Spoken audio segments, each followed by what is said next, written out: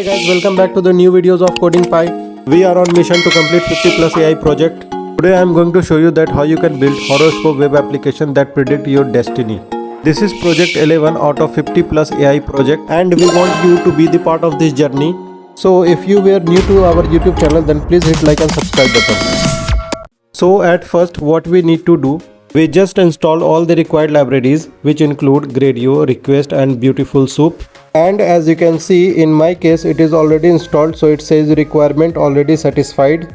And you may also notice that some of the file are also getting download, which is up to 150 MBs of file. And here as you can see, I successfully installed all the required libraries. Now quickly I used to move on to the next step.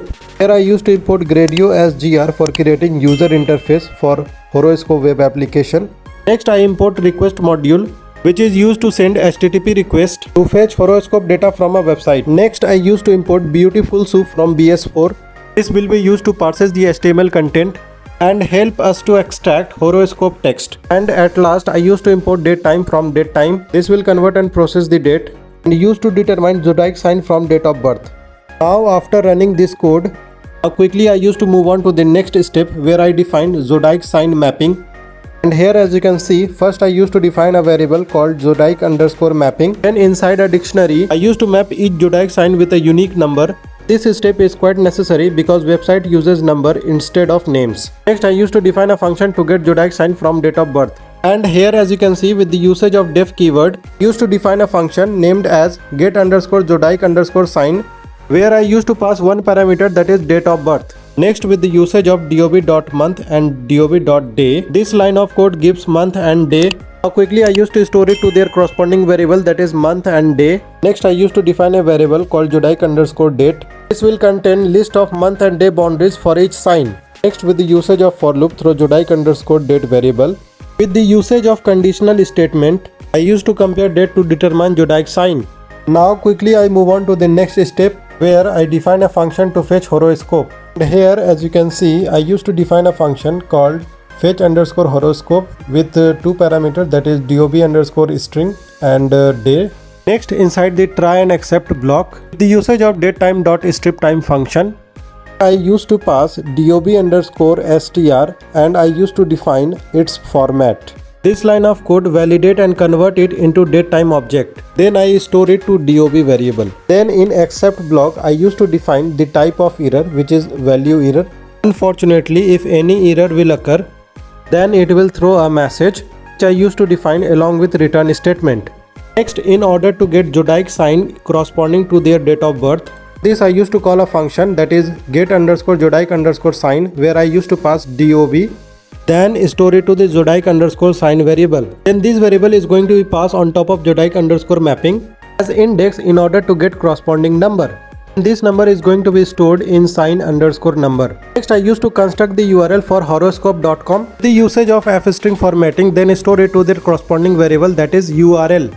And inside the URL I used to pass day and sign underscore number, whereas day represent today, tomorrow and yesterday, and sign number represent the Zodiac sign. Next, with the usage of request.get function, where I used to pass constructed URL, this will send a get request to a website, and whatever value that comes from a website, it will be stored in response variable. Next, with the usage of BeautifulSoup class, I am able to extract useful information from the raw data. So for that, I used to pass response.content along with html.parser.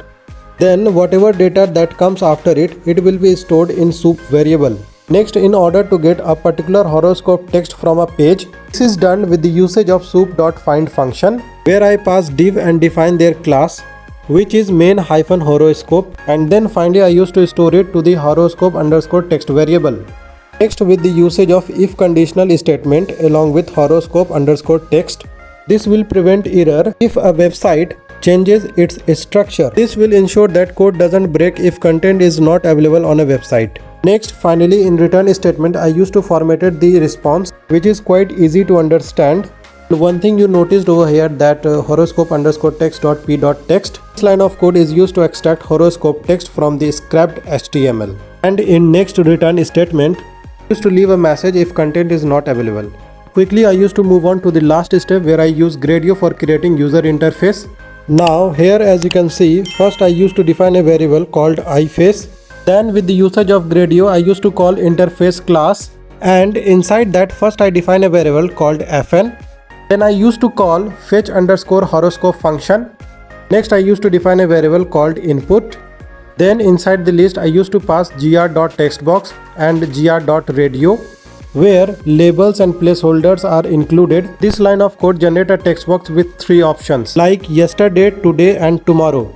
Next I used to define a variable called output. Then with the usage of gr.textbox, I used to create a text box for horoscope result.